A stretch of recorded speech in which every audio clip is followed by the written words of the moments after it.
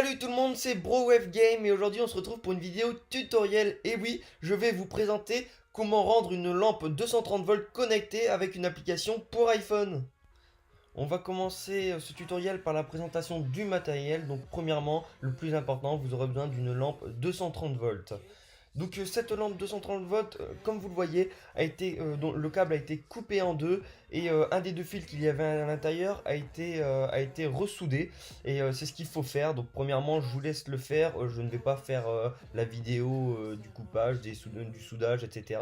Mais voilà ce que vous devez savoir, c'est qu'il faut couper le câble en deux et en ressouder un et laisser le deuxième coupé en deux. Bien sûr, cette lampe doit pouvoir être branchée sur secteur, donc c'est pour ça qu'on retrouve une prise secteur. Et cette lampe, donc c'est comme vous le voyez, il y a ses caractéristiques, donc c'est du 230 volts, 40 watts. Voilà, vous prenez ce que vous voulez, hein, de toute façon, il n'y aura aucun risque à ce niveau-là.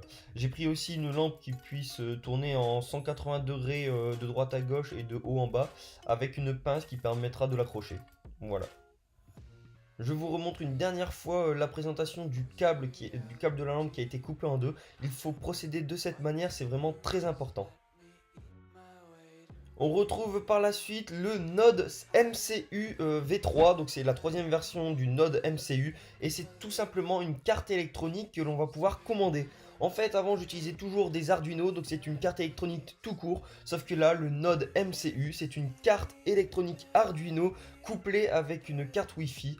Une carte Wi-Fi qui va nous permettre tout simplement d'échanger nos données directement sur notre Livebox et on va pouvoir commander ça avec tout ce qui est connecté à notre Wi-Fi. Donc c'est une carte qui se présente comme ceci. Il y a deux séries de broches que l'on peut commander et ça se fait sur un logiciel. Mais ce qui est important, comme ils disent, c'est d'installer le driver CH340G et ensuite d'utiliser la liaison série 9600 Baud, mais ça c'est par défaut, donc vous n'avez pas besoin d'en tenir compte. Voilà, donc ce node MCU, c'est vraiment ce qui va nous permettre de commander notre lampe en 230 volts. Cette carte électronique doit être donc alimentée et on l'alimente sur le secteur avec un transformateur.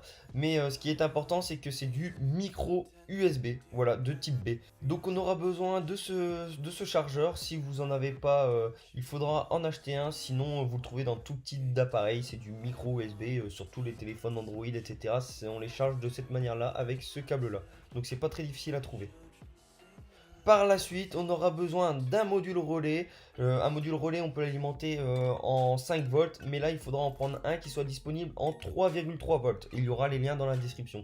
En fait, le module relais, c'est ce qui va nous permettre d'isoler notre montage avec le node MCU, qui n'est pas sur une tension très élevée, contrairement à la lampe qui aura besoin de 230 volts. Vous comprenez bien que si on met du 230 volts sur le node MCU, il va griller et si on met la lampe sur du 5 volts, donc le node MCU, bah, elle va pas s'allumer tout simplement.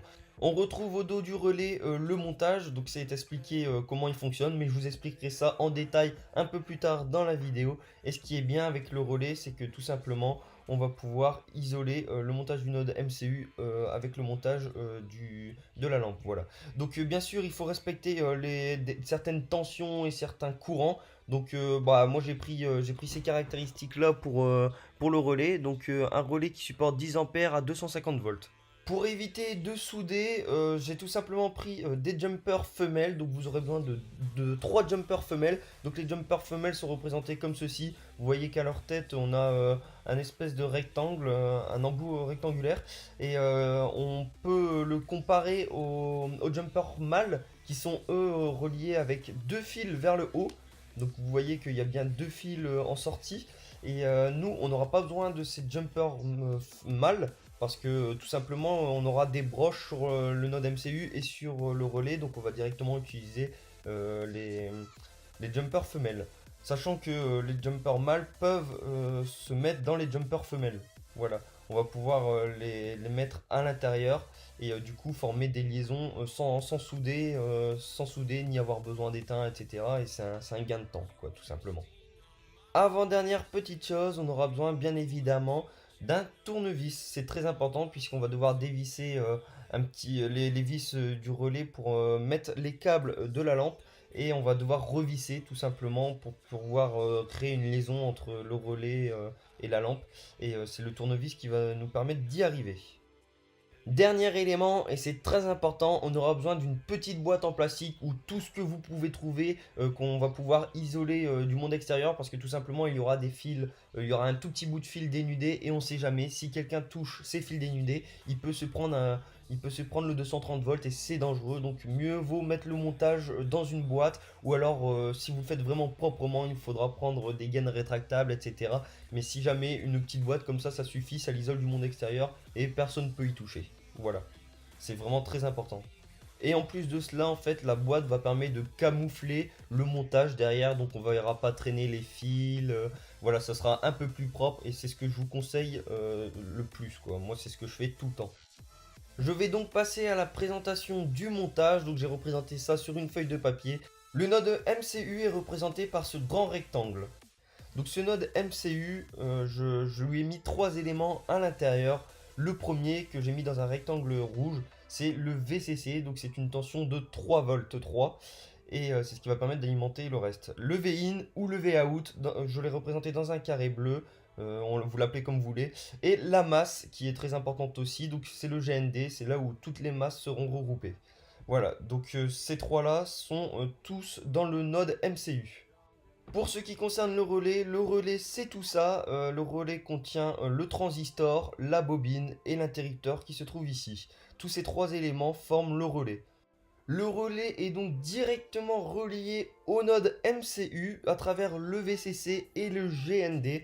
Ça forme une boucle entre le VCC et le GND. Voilà, donc le transistor est alimenté entre son collecteur et son émetteur, mais le transistor c'est quoi? En fait, le transistor, c'est ce qui va permettre, lorsqu'il y a un courant qui sort du V-in à travers la résistance vers la base du transistor, eh bien, lorsqu'il y a un courant qui passe à travers cette résistance, eh bien, on va pouvoir commander le transistor pour qu'entre le collecteur et l'émetteur, la tension soit nulle. C'est-à-dire qu'entre le collecteur et l'émetteur, c'est comme si on mettait un fil. Et donc, le courant passe du VCC au GND. Voilà, voilà ce qui est de la présentation du transistor. Donc maintenant, je vous dis que lorsque le V-out est à 1, il y a un courant qui traverse la résistance, le transistor est passant et la bobine attire l'interrupteur sur la position ici. Et donc, vous voyez que le circuit de la lampe est fermé et la lampe s'allume. Mais ce n'est pas tout, vous avez pu apercevoir une diode de roue libre à côté de la bobine. Cette diode de roue libre est très importante puisqu'elle va permettre d'éviter une surtension au niveau de la bobine et ce qui va permettre d'éviter que la carte électronique brûle ou crame ou explose. Enfin bref, cette diode de roue libre va bien sûr permettre de dissiper la tension à travers cette boucle et éviter une surtension. Voilà. On va pouvoir passer au montage. Donc vous pouvez prendre votre lampe 230 volts avec votre fil coupé en deux. Enfin bref, je ne réexplique pas. C'est la première étape, c'est prendre la lampe 230 volts et le boîtier. Le boîtier qui était percé, c'est très important puisqu'on va pouvoir mettre le fil qui a été dénudé de la lampe à l'intérieur de cette boîte afin de protéger déjà le montage. Voilà, donc vous prenez le câble, vous l'insérez dans l'orifice. Donc on le met, il faut l'aplatir bien évidemment, parce que ça passe pas, on va pas faire un trou énorme, donc on va essayer d'arranger ça. On va essayer d'aplatir le fil en deux. Donc on l'aplatit, on met ça bien, sans trop le casser, sans trop l'abîmer, parce que sinon ça va plus trop marcher. On le rentre dans l'orifice de la boîte, on le rentre bien à l'intérieur, et voilà. Une fois que c'est fait, vous pouvez le remettre comme il était, écarter les deux fils qui sont dénudés, et on va passer à la suite. Maintenant, vous pouvez prendre votre relais et c'est là que tout va se jouer. On va séparer le montage de la lampe et le montage du node CU. Donc vous avez besoin tout d'abord d'un tournevis. Vous allez dévisser les trois vis afin de pouvoir insérer les fils à l'intérieur. Donc on fait ça parce qu'on va pouvoir connecter les fils à l'intérieur et en remettant la vis, on va la serrer à fond et du coup il y aura contact. Le courant le courant et la tension vont pouvoir passer. Donc on prend un des fils dénudés de la lampe, on va isoler un petit peu la boîte, on va la mettre un peu plus loin. On prend un des fils, on le met au milieu. Donc la première chose c'est de le mettre au milieu, toujours au milieu, c'est la borne qu'il faut absolument connecter, c'est la borne du milieu. Et ensuite, le plus important, c'est après avoir vissé la borne du milieu, parce qu'il faut la maintenir, une fois qu'elle est enfoncée, il faut la maintenir avec la vis. Donc on va prendre le tournevis et on va la visser. Et ensuite, on prend le deuxième fil dénudé et on l'insère dans l'un des deux côtés, donc l'un des deux trous. peu importe, c'est pas vraiment important hein, de le mettre dans un trou ou l'autre. Ça va jouer au niveau du code, mais ça vous verrez plus tard. Donc on revise bien le tout et ensuite on va pouvoir passer à la suite. Une fois vissé, vous pouvez vous procurer les 3 jumpers femelles. C'est là qu'on va pouvoir les mettre. En fait, vous voyez que de l'autre côté du relais, il y a 3 pins. On va mettre un jumper femelle sur l'un de ces 3 pins. Donc c'est le VCC. Le VCC, c'est ce jumper. On va en mettre un deuxième pour le GND. Le GND, c'est le pin du milieu. Et on va en mettre un dernier pour le V-out ou le V-in, hein, vous l'appelez comme vous voulez. Par exemple ici le V-in je l'ai mis avec un jumper femelle blanc pour pouvoir m'organiser. Voilà, une fois ces jumpers femelles mis sur le relais, on va pouvoir tout simplement relier ces 3 jumpers femelles sur le node MCU. La première chose à faire sur le node MCU V3, c'est de repérer le 3 volts. Donc le 3 volts, il se situe en bas à droite, ici où il y a mon doigt, avec la masse. Donc la masse, c'est le GND. Donc le 3 volts et le GNT se trouvent l'un à côté de l'autre, donc c'est pratique. Donc on va prendre le jumper femelle qui est lié au 3 volts du relais et on va le mettre sur le 3 volts du jumper femelle, du mode MCU, pardon. On va prendre le GND du relais et on va le mettre sur le GND du node MCU. Et on va répéter une dernière fois ceci avec le V-in. Sauf que le V-in, on va le mettre où? Eh bien, c'est simple. On va chercher la broche D6, puisque c'est ce qu'on va choisir plus tard dans notre montage. Vous choisissez celle que vous voulez, mais moi j'ai choisi la D6. Donc je vais prendre le jumper femelle blanc et je vais le brancher sur le pin D6. Voilà. Une fois que c'est fait, vous avez tout simplement connecté votre node MCU avec votre relais. Et tout ce qu'on va faire, c'est procéder au code. Mais avant de procéder au code, on va remettre le node MCU et le relais dans sa boîte et on va passer à travers un autre orifice de la boîte, le câble de chargement, donc le câble micro USB type B dans le trou pour alimenter le node MCU. Donc on va le passer à travers l'orifice. Voilà, donc on essaye, on force. Bon, j'ai pas fait forcément le trou assez grand, mais après ça passe. Ensuite, on le branche et une fois branché, il ne manque plus qu'à connecter le node MCU avec le port micro USB type B. Donc il y a un sens, vous le branchez et on va tout simplement pouvoir passer à la partie codage du node MCU.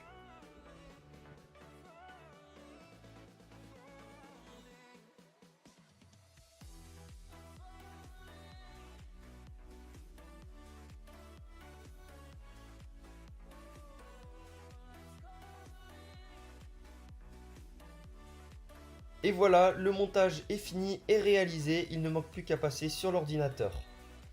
Première étape, il faut aller sur Safari, vous allez taper Arduino. Une fois que vous êtes sur le site d'Arduino, vous allez dans Software, Download, et ici, vous descendez un petit peu, vous allez, si vous êtes sur Mac, vous faites Mac OS X Download, sinon vous faites Windows Installer for Windows XP. Voilà. Une fois que c'est téléchargé et installé, vous l'avez sur votre bureau, ici. Donc je l'ouvre, et voilà, vous avez le logiciel Arduino. Deuxième étape très importante, vous retournez sur Internet, vous tapez CH340G Driver. Voilà. Vous allez dans CH340 Driver for Windows, Mac and Linux. Voilà. Vous cliquez ici pour le télécharger sur Mac si vous êtes sur MacBook. Sinon, si vous êtes sur Windows, vous cliquez ici. Voilà. Une fois que c'est téléchargé et installé, vous pouvez vous rendre sur Arduino. Vous le mettez en grand. Je vais le mettre en grand. Vous allez dans Arduino, Préférences. Et dans Préférences, ici, tout en bas, dans l'URL, vous mettez ceci. Vous mettez cette URL là. Vous inquiétez pas, elle sera dans la description. Une fois que vous l'avez rentré, vous appuyez sur OK. Vous allez dans Outils. Voilà, vous allez dans Type de carte. Une fois que vous êtes dans Type de carte, vous allez tout en haut, vous avez Gestionnaire de carte. Une fois que vous êtes dans le Gestionnaire de carte, vous attendez qu'on télécharge le catalogue. Une fois que c'est fait, vous allez dans cette barre déroulante, vous cliquez sur Contribuer. Vous descendez un petit peu et vous verrez ESP 8266 by ESP 8266 Community. Vous l'installez, donc moi c'est fait, c'est fait, donc je ne vais pas le refaire. Et une fois que c'est fait, vous allez à nouveau dans Outils, vous allez dans Type de carte, et là vous n'allez pas dans le gestionnaire de cartes, puisqu'on vient d'installer les nouvelles cartes, mais vous descendez et vous allez dans Node MCU 1.0 ESP 12E module. Vous cliquez dessus, vous retournez dans Outils, vous allez dans le port, vous branchez votre node MCU sur votre ordinateur et vous sélectionnez le node MCU. Donc moi je ne l'ai pas branché, donc il n'apparaît pas là. Une fois que c'est fait, c'est simple, vous retournez encore une fois sur Safari, vous tapez Easy Coding, voilà, vous arrivez sur ce site là, donc easycoding.tn, vous arrivez sur ce site, vous cliquez sur Tunio for ESP 8266, vous recliquez dessus une deuxième fois, et vous arrivez sur ce site. Vous lancez dans le code, c'est très simple, on clique sur cette icône, voilà, ensuite on va choisir le modèle 2 qui est un serveur crypté, on prend le modèle 2, on arrive ici sur tout ça, bah, c'est le code en fait tout simplement, c'est ce qu'on va mettre et ça va le traduire en code. Voilà, c'est des blocs qu'on traduit en code. Donc on prend static IP, on clique dessus, une fois que c'est sélectionné, on supprime. Voilà. Dans SSID Network, vous mettez votre SSID, donc le nom de votre réseau en fait tout simplement. Moi c'est Warin Hotspot, voilà. Et vous mettez votre mot de passe. Une fois que c'est fait, vous allez dans String. Vous allez tout en bas, il y a clear la requête du serveur.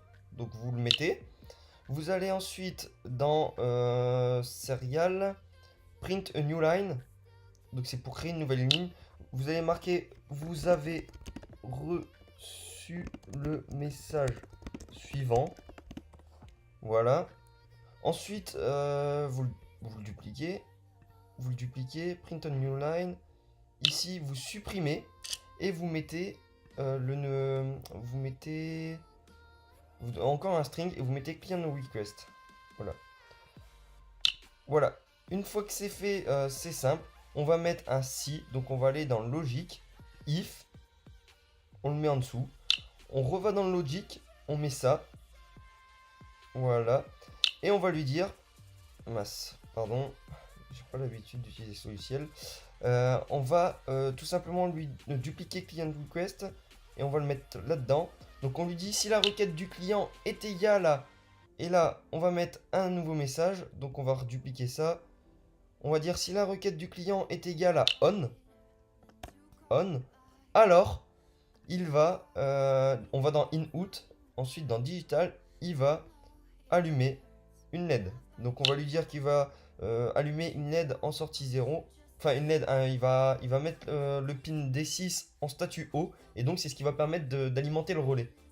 Voilà, une fois que vous avez fait ceci, vous allez copier le code. Tout simplement, vous allez ici. Vous cliquez dessus, ça le copie. Vous retournez sur le logiciel Arduino. Vous faites CTRL A, CTRL V pour coller ce que vous avez fait. Voilà. Et vous allez tout en haut, vous rajoutez en dessous de Wi-Fi server, vous rajoutez int on off est égal à low. Voilà. Et vous mettez un petit point virgule après. Vous descendez en bas. Et ici, à la place de ce if là, if la requête client est égale à on, digital white 12, vous allez le supprimer. Voilà. Vous allez passer plusieurs lignes. On s'en fout, hein, c'est pas très important de passer les lignes. Et là, vous allez mettre if, entre parenthèses, digital. Non. Voilà, j'ai fait une connerie. Voilà, vous allez mettre, on off est égal à digital read. Et là, vous allez mettre 12. Vous mettez bien le 12. Si vous avez mis le pin D6, vous mettez bien le 12. Et vous mettez, et vous fermez vous fermez la parenthèse et vous mettez un point virgule. Ensuite, vous mettez if, entre parenthèses, digital, if on off est égal à low. Vous mettez et c'est le et comme ça, vous en mettez deux aussi. 2 égale et 2 et, vous mettez, vous copiez-coller ceci. Vous copiez-coller le client request, CTRL C, vous le mettez là, voilà, égal à on. Vous fermez la parenthèse. Vous ouvrez ces crochets-là, les accolades. Malheureusement, je ne sais pas le faire sur Mac. Du coup, je copie-coller. Du coup, je copie-colle. Ah mince, j'oublie de copier-coller. Voilà. Donc, j'ouvre cette parenthèse-là. Donc, si on va sur le serveur et qu'on met on et que la lampe est éteinte, alors il l'allume. Donc, digital white 12 height. Voilà. Vous remettez les deux petits points. Là, vous fermez aussi, j'ai oublié de le faire, vous fermez aussi l'accolade. Donc l'accolade comme ça. Voilà. CTRL-C, CTRL-V, vous faites ça. Ensuite, on met else. Donc else. On ouvre une parenthèse. Et là, on remet la même chose. On va copier-coller, tout simplement. On va copier-coller. On remet la même chose. Et on met else if, pardon. Il faut mettre le else if. On colle. On-off est égal à height. Donc si la lumière est allumée et qu'on reçoit encore le message on, c'est qu'un message, donc on s'en fout. Si la lumière est allumée et qu'on reçoit encore le message on, alors il l'éteint. Donc on va reprendre ça.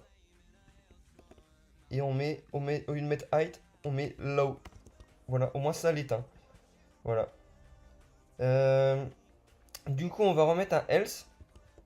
Else. Donc là, un else, mais sans if. Et là, on va fermer directement les crochets. Voilà. Puisque c'est pas très important. Voilà. Donc là, notre code, il est fini. Il manque plus qu'à téléverser. Pour téléverser, on clique ici. Une fois que vous avez appuyé sur le bouton téléverser, vous allez voir en bas du logiciel Arduino une progression du téléversement. Donc il va compiler les données avant de les envoyer sur la carte du node MCU. Voilà, donc il faut attendre. C'est vrai que c'est un petit peu long, mais c'est normal. C'est un peu plus long qu'un Arduino normal. Si vous avez un Arduino normal, ça va vraiment très vite. Mais là, comme il s'agit d'un Arduino Nano avec une carte Wi-Fi ESP 8266, eh bien c'est un petit peu plus long, mais c'est pas grave, c'est vraiment pas long non plus en fait, hein. On attend que très peu, même pas une minute ou deux. Voilà, une fois que le node MCU possède le code, on va tout simplement aller en haut, cliquer sur le moniteur série, donc vous cliquez sur la petite loupe, vous allez avoir le moniteur série qui apparaît, et vous allez observer l'IP de votre node MCU. Donc vous notez cette IP, c'est très important pour la suite. Pour la suite, vous aurez besoin d'un iPhone. On peut aller jusqu'à l'iPhone XS Max puisqu'on va utiliser la nouvelle application d'Apple qui s'appelle Raccourci. Voilà, une fois téléchargé et installé, vous ouvrez Raccourci, vous allez dans votre bibliothèque, vous créez un raccourci, vous allez chercher tout simplement URL et vous prenez la première chose qui arrive. Donc c'est une variable qui va pouvoir stocker l'URL à l'intérieur pour pouvoir la redistribuer à une action suivante. Donc là, on va rechercher à nouveau URL dans la barre de recherche. Mais cette fois-ci, on va descendre et on va regarder obtenir, c'est marqué quoi? Obtenir le contenu de l'URL, voilà. Donc vous le mettez et vous recherchez une dernière chose, c'est sortir du raccourci. Voilà, et là, rien que ça, il n'y a rien que ça à faire sur son téléphone pour pouvoir commander la lampe. Voilà, donc vous mettez le lien http et vous mettez votre adresse IP et vous mettez le /on. Donc l'adresse IP du node MCU /on. Ensuite, vous pouvez personnaliser l'icône. Donc moi, personnellement, je vais changer le nom, je vais mettre lampe connectée. Voilà, au moins ça sera un peu plus propre. Une fois que j'ai rentré le nom, je vais pouvoir aller chercher l'icône. Donc je vais la mettre couleur jaune déjà. Et je vais aller chercher l'icône d'un soleil pour montrer que c'est une lampe. Voilà, donc elle se trouve tout au début. Voilà, une fois que c'est fait, votre application pour iPhone a été totalement terminée. Et voilà, c'est ultra rapide. Lorsque vous vous trouvez sur l'écran de verrouillage de votre iPhone, il suffit de faire un sweep vers la droite et vous verrez le raccourci. Donc le raccourci qui est mis. On a juste à cliquer dessus et ça activera la lampe. Et lorsqu'on reclique dessus, ça l'éteint. Et oui, on n'a pas un bouton on-off comme j'avais pu le démontrer dans une première bêta. Mais là, on n'a plus qu'un seul bouton pour allumer et éteindre. C'est-à-dire que la lampe, elle est intelligente. Elle sait que si elle est éteinte, elle va s'allumer. Et elle sait que si elle est allumée, elle va s'éteindre. Voilà. Donc la partie code de l'application était vraiment très rapide. C'est ce qu'il y a de plus simple. Voilà, j'ai adoré faire ce projet pour vous et j'espère qu'il vous plaira. Ça reste vraiment très simple, donc n'hésitez pas, allez-y. Allez, ciao!